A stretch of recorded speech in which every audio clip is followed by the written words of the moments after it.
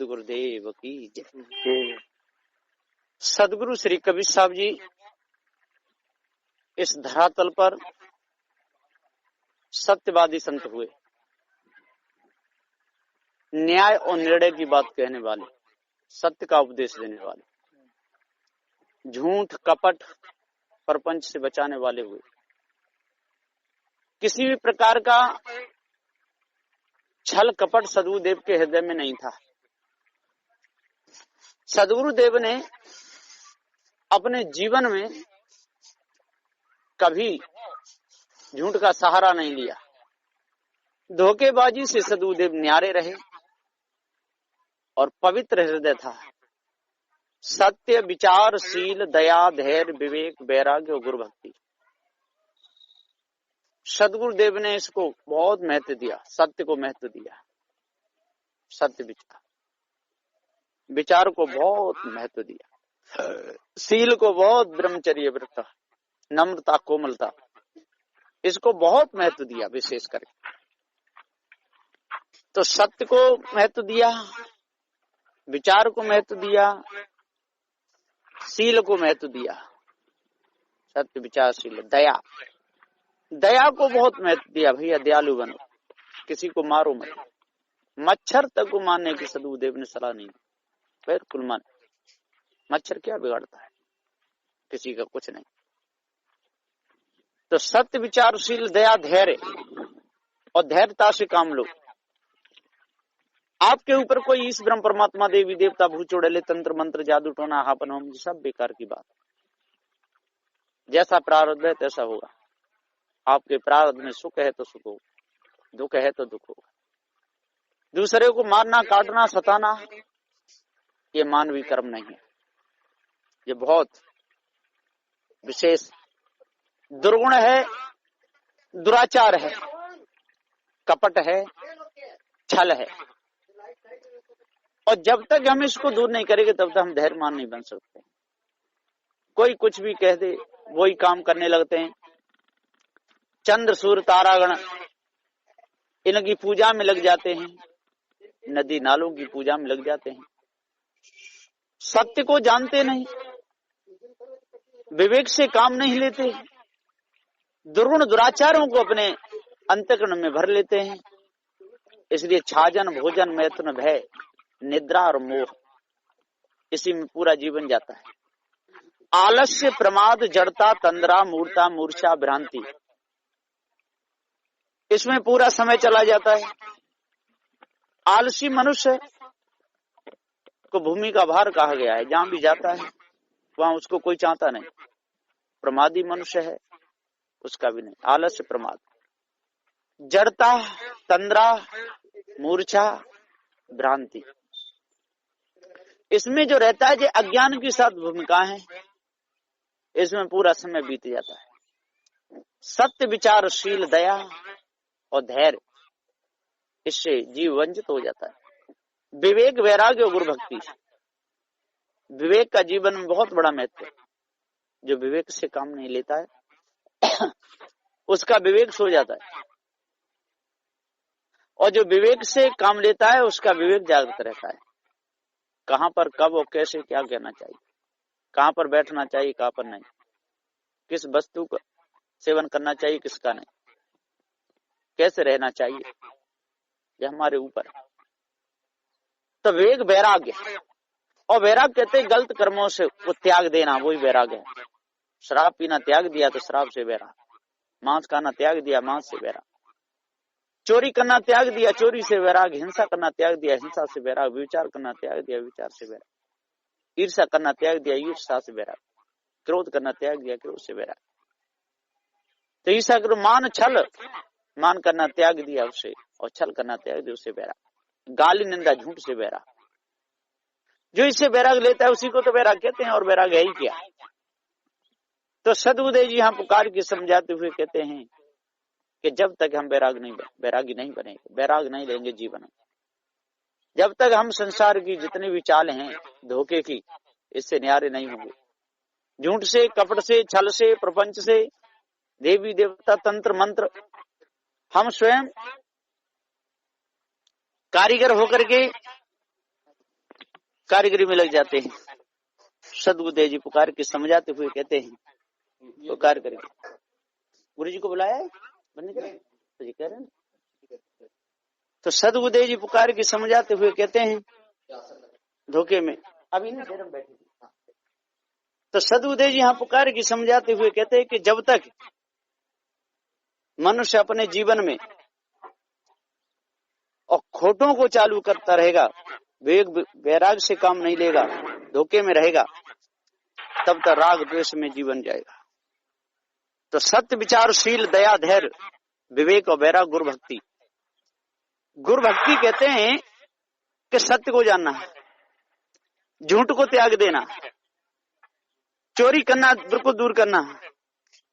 और जो सत्यवादी, जो संत गुरुजन हैं, जो पार की सदगुरुदेव हैं, जो जड़ चेतन का जो निर्णय साफ साफ बताते हैं, ईर्ष्या क्रोध मान छल में निस्दिन जो समय बिताते हैं, खोट में जीवन पूरा जावे, मानव नहीं बन पाते हैं, छल कपट और राग द्वेष में पूरा जीवन बनाते हैं, जड़ मूर्ति की पूजा करें, चेतन से आंख छिपाते हैं, पत्थर पूजा करते डोलें, नदियों की पूजा करते हैं, पाप कपट में जीवन जावे, सत्य में नहीं चल पाते हैं, सत्यवादी सदगुरु देव का अभाव नहीं अपनाते हैं। तो सदगुरुदेव जी यहाँ पुकार के समझाते हुए कहते हैं कि जब तक हम अपने आप को नहीं जानेंगे और सत्य विचारशील दया धैर्य विवेक वैराग गुरु भक्ति से काम नहीं लेंगे, चोरी हिंसा विचार में लगे रहेंगे और ईर्ष्या क्रोध मान छल में लगे रहेंगे, गाली निंदा झूठ में लगे रहेंगे, तब तक हमारा अंतःकरण पवित्र नहीं होता है। शुद्ध साफ रहनी, शुद्ध साफ सहनी, द्रोण दुराचारों से रहता पवित्र भाव जब हमारा बन जाता है तो किसी प्रकार का कोई भी विकार अंदर नहीं आता है। जिस प्रकार से कुशल किसान जब खेत में पानी लगाता है तो हर समय फावड़ा लेकर के तैयार रहता है, और जहाँ पानी कटता है तुरंत मिट्टी रखता है, तो अपने खेतों को बढ़िया तरह बच सकता है। यदि लापरवाही करे, सो जाए, इधर उधर हो जाए तो सारा पानी बिगड़ जाता है। इसी प्रकार से मनुष्य जन्म में आकर के और जो गाफिल, जो गफलत की नीति में जो सोता है, जो गाफिल हो जाता है, जो छल कपट में जो लग जाता है, जो अपने से भिन्न खोज करने लगता है, जो निर्गुण निराकार अगम अपार बता करके भी उसको पाना चाहता है, तो वो धोखे में अपना जीवन कमाता है। जब निर्गुण है, निराकार है, अगम है, अपार है, उसका अर्थ कुछ नहीं ठहरता, कुछ है ही नहीं। पानी के मथे टिकम घीव नहीं निकसत, कुकस के कूटे कहा निकसत कन है। पानी के मथे कोई दिन और रात मतता रहे, घी नहीं निकल सकता है। इसी प्रकार से शब्दों को कोई दिन और रात रटता रहे, शंख बजाता रहे, माला फेरता रहे, ईश ब्रह्म परमात्मा गुण गाता रहे, पर जो हृदय से उठी हुई जो कालमा, उसकी कभी प्राप्ति नहीं हो सकती है। वो कितना बड़ा पंडित हो, कितना बड़ा ज्ञानी हो, कितना बड़ा ध्यानी हो, उसका ज्ञान ध्यान सब रह जाता है दूर। तो सदगुरुदेव जी पुकार के समझाते हुए कहते हैं कि आज सुंदर समय मिला है। ऐसे सुंदर समय को जो गफलत में जो गमाता है, जो चोरी हिंसा विचार में, ईर्ष्या क्रोध मान छल में, गाली निंदा झूठ में जो गमा देता है, सत्य विचारशील दया धैर्य विवेक वैराग गुरु भक्ति से जो काम नहीं लेता है, जो षट पथ धर्म है इसी में अपने समय को गमाता है, चोरी हिंसा में पूरा समय। तो सदगुरुदेव जी यहाँ पुकार के समझाते हुए कहते छाजन भोजन मैत्र भय निता मोह इसमें लगाता है, आलस्य प्रमाद जड़ता तंद्रा मूर्ता मूर्छा। ये अज्ञान की जो भूमिका है, इनको कौन त्याग सकता है? जो पारखी है, जो रजसत तम से जो उठा हुआ है, वही सत्य की पहचान कर सकता है, वही सत्य को जान सकता है। और नहीं तो मिथ्या जन्म गमाना हो, सारा समय धोखे में चला जाता है। सदगुरु मिल गए संशय नासी, गुरु पारख हम पाया हो, सत्य लोक और यम पर धोखा अमर लोक बिसराया हो। जिसको सच्चे सदगुरु मिल जाते हैं, जिसको जड़ चेतन का ज्ञान हो जाता है, जो रजसतम की मार्ग से जो बचा हुआ है, कौन? जिसको पारक ज्ञान हो जाता है, जड़ चेतन के भेद को जो समझ लेता है। और जो जड़ चेतन के भेद को नहीं समझ पाता, धोखे में ही अपने जीवन को रखता है, और जो उल्टे सीधे रागों में फंसाते हैं, तंत्र मंत्र जादू टोना में फंसाते हैं, हवन होम में फंसाते हैं, उनके चक्कर में जो लग जाता है उसका कभी उबार नहीं हो पाता, धोखे में समय चला जाता है। चेतन पूजा छोड़ के जड़ को पूजन जाए, और ऐसा अनारी मानवा पत्थर को भोग लगा है, पत्थर को लड्डू खिलाता है कि पत्थर लड्डू खाएगा, पत्थर में पानी डालता है क्या वो पानी पिएगा, उसके गले में हार फूल चढ़ाता है, वो क्या जानेगा कि कौन मेरे पे चढ़ा रहा है, उसे मालूम ही नहीं। पत्थर को स्वयं नहीं पता कि मैं कौन हूँ। कारीगर कौन है? ये मनुष्य है। जितनी कारीगरी की है इस संसार में मनुष्य की कारीगरी है और किसी की नहीं। और कारीगरी करेगा कौन? जितने भी नाम रखे हैं ये सारे नाम मनुष्य के ही रखे हुए हैं। चाहे उसने रेलगाड़ी नाम रखा हो, चाहे हवाई जहाज नाम रखा हो, हेलीकॉप्टर नाम रखा हो, मोबाइल नाम रखा हो, जितने भी यंत्र संसार में बनाए हैं ये सब मनुष्य की कारीगरी है। और मनुष्य स्वयं अपनी कारीगरी को भूल जाता है, अपने आप को भूल जाता है कारीगरी के चक्कर में, अपने आप को भूल जाता है। अपने हाथों से ही कारीगरी की, अपने हाथों से ही मूर्ति बनाई, रंग रोगन स्वयं किया और स्वयं उसी में लटक जाता है, भटक जाता है, अटक जाता है। तो अटकन भटकन लटकन में और पूरा जीवन जाए और चेतन पूजा नहीं कर पाया, ऐसा भौदू कहा है। तो सदुदय जी पुकार के समझाते हुए कहते हैं कि रास्ता ना पे रोज बाबरा और नदियां नहाने जाए और पाप कटे गंगा में नहा गए, ऐसी बात बना है। और कर्म कुकर्म करता फिरे और मन को शुद्ध नहीं करता है और नहीं माने तो दुष्ट बावरा यम की मार सहता है। यम की मार कहिए, हमारे किए हुए कर्म ही हमको मार देते हैं और कोई यम नहीं है। यदि हम गलत कर्म करेंगे पकड़े जाएंगे तो हमारे कर्म ही हमको मार देंगे, वो ही यम है। पुलिस हमको पकड़ के ले जाएगी। और कहते हैं कि इस जन्म में तो हमने कुछ नहीं किया, फिर भी ऐसा हुआ तो पूर्व जन्म का है। अनादि काल से ये चेतन जीव शरीर धरता और छोड़ता चला रहा है। यदि आज वर्तमान में अपने आप को जान ले, अपने आप को समझ ले, अपनी चाल को समझ ले तो बच सकता है। क्योंकि पृथ्वी जल वायु अग्नि ये चारों पदार्थ हैं, ये जड़ हैं। इनको अपने आप को जानने की इनमें कोई कला नहीं है। पृथ्वी अपने गुण धर्म को नहीं जान सकती, जल भी अपने गुण धर्म को नहीं जान सकता, अग्नि अपने गुण धर्म को नहीं जान सकती और वायु भी अपने गुण धर्म को नहीं, और आकाश कोल खगोल है, इनके अणु परमाणु तसरणु कुछ भी नहीं। तो धोखे में फंस करके लोग अपने समय को पूरा बर्बाद करते रहते हैं, अपने आप को जान नहीं पाते। धोखे में सारा समय जा रहा है। हा हा हाय हाय में सब जग जाई, हर्ष सोग मां समाई, हकर हकर सब बड़बड़ गये, हा हा मरमन काहू पयु। कोई नहीं जान पाया, सब हकर हकर के चले गए। हा हा हाय हाय में सब जग जाई, सबका जीवन हाय हाय में जा रहा है। चाहे वो ब्राह्मण क्षत्रिय वैश्य शूद्र शेख सैयद मुगल पठान कोई भी हो, 4 वेद 6 7 18 पुराणों का पढ़ने वाला हो, सामवेद यजुर्वेद अथर्ववेद ऋग्वेद का पढ़ने वाला हो, तौरात जबूर फुरकान इनको पढ़ने वाला हो, ईसाई हो या पारसी हो, यहूदी हो, हिंदू हो, मुसलमान हो, बौद्धिस्ट हो, कोई भी हो, जैनी हो, ये सब के सब हाय हाय में अपने समय को बिता रहे हैं। जिसको जड़ चेतन का ज्ञान हो जाएगा, जिसको अपने आप का ज्ञान हो जाएगा, जो अष्ट महासदगुणों के भेद को जो जान जाएगा, 10 दोषों से जो न्यारा हो जाएगा, अपने हृदय को जो पवित्र कर लेगा, जो संसार की जो कालमा है जो हृदय में जमी हुई है, सबसे पहले वो परोक्ष रहती है, उसको सुन करके गुण करके धारण करके जो अप्रोच कर लेता है वही बीमारी कहलाती है। और जो सद्गुणों को जो अप्रोच करता है उससे अंतःकरण पवित्र हो जाता है, और दुर्गुणों को जो अप्रोच कर लेता है उसका अंतःकरण गंदा हो जाता है। तो अंतःकरण को चाहे गंदा करना चाहे साफ करना जो अपने ऊपर है। तो सदगुरुदेव जी यहाँ पुकार के समझाते हुए कहते हैं कि जिसकी नजर बिगड़ी उसका जीवन बिगड़ गया, और जिसकी नजर सुधरी उसका जीवन बन गया। जिस संसार को हम नेत्रों के द्वारा देखते हैं, और इस संसार को हम कानों के द्वारा सुनते हैं, इस संसार को हम नासिका के द्वारा सूंघते हैं, इस संसार को हम त्वचा के द्वारा स्पर्श करते हैं, लेकिन हम अपने आप को नहीं जान पाते। अपने से बाहर हमारी खोज लगी हुई है। हम पृथ्वी का परीक्षण कर लेते हैं, यहाँ की मिट्टी ऐसी है, यहाँ का पानी ऐसा है, यहाँ की अग्नि है, सबका वायु का परीक्षण सब कर लेते हैं, लेकिन हम अपने आप को नहीं जान पाते, इसलिए दूसरे के गुलाम बने हुए हैं। और हम अजर अमर अखंड होते हुए, ज्ञान स्वरूप होते हुए भी अपने आप को किसी ईश ब्रह्म परमात्मा का अंश बताते हैं। उनको पता ही नहीं। क्या अंश ये कहेगा कि मैं किसी का अंश हूँ? कभी नहीं कहेगा। ये चेतन जीव अजर अमर अखंड नित्य स्वयं स्वरूप अपने आप को भूल गया है, और ये भूल अनादि की है।